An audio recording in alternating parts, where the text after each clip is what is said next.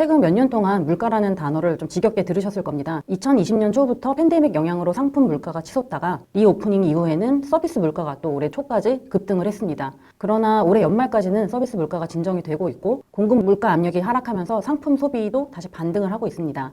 이에 따라서 2024년에는 글로벌 제조업 경기 회복 기대감도 높아지고 있습니다. 주요국에서 물가가 지속적으로 둔화 추세를 보이고 있고 최근 2년간 빠른 금리 인상 기조에 따라 긴축 효과가 누적되면서 내년 상반기 침체 가능성도 축소되고 있습니다. 따라서 내년에는 주식, 채권 모두에게 긍정적인 금융 환경이 조성될 것으로 예상됩니다. 다만 증시의 높은 밸류에이션, 높은 실질 금리 환경 이런 것들을 감안하면 이런 자산들에 대한 기대 수익률을 조금 낮출 필요성은 있어 보입니다. 왼쪽 아래 차트를 보시면 파란색으로 표시된 미국 서비스업 경기는 양호하게 유지되고 있는 가운데 빨간색으로 표시된 제조업 경기도 올해 하반기부터 회복하는 모습입니다. 오른쪽 차트의 미국 금융여건 지수는 그 빠른 금리 인상 기조를 반영하면서 금융여건이 악화됨을 보여주고 있고 이는 금리 인상이 곧 마무리될 수 있음을 시사하기도 합니다. 미국 금리 인상이 언제 끝날지 그리고 언제 금리를 다시 인하할지 글로벌 증시가 작년 내내 미국 금리에 좌지우지되는 모습을 보셨는데요. 미국 통화정책에서 제일 중요한 두 가지 요소는 물가와 노동시장입니다.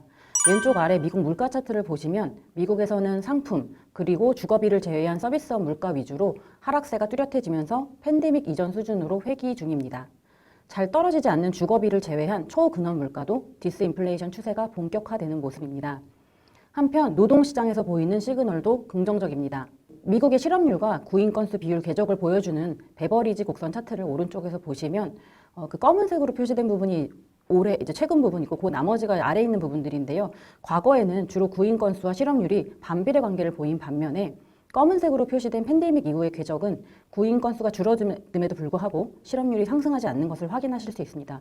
이렇게 미국 노동시장이 정상화되면서 경기 침체에 대한 우려도 크게 감소하고 연준의 정책 스탠스도 완화되고 있습니다.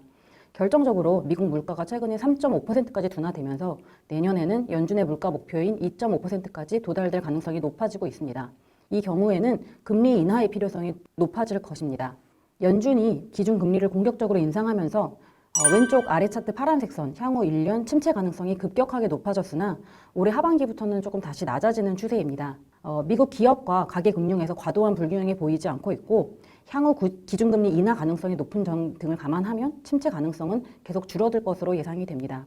물가 상승세 둔화는 실질 소득 개선을 통해 내년 소비를 확대시킬 수 있어 미국 경기는 완만한 확장 기조를 유지할 전망입니다. 따라서 2024년에는 물가 진정, 노동시장 과열 진정, 2024년에 급반등했던 경제 성장률의 안정 이런 것들이 전개되면서 미국 경제의 연착륙 가능성이 높아 보입니다. 왼쪽 아래 차트를 보시면 미국 소비 지표는 팬데믹 이전 수준까지 회복이 되었고 미국 위주의 재택근무 확대 기조로 인해 내구재 소비는 오히려 확대되는 모습입니다.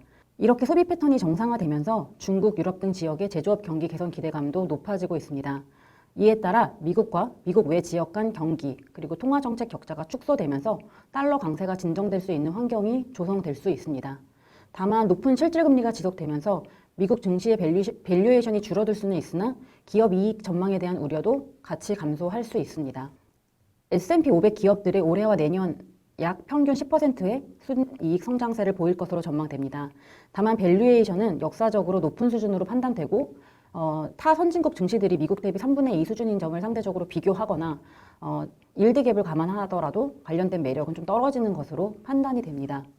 나스닥 100 기업들은 보다 높은 순이익 성장세를 보일 것으로 전망됩니다.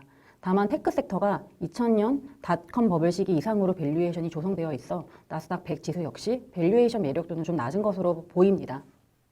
미국 증시와 경제에 대한 내용은 이상으로 마무리하겠습니다.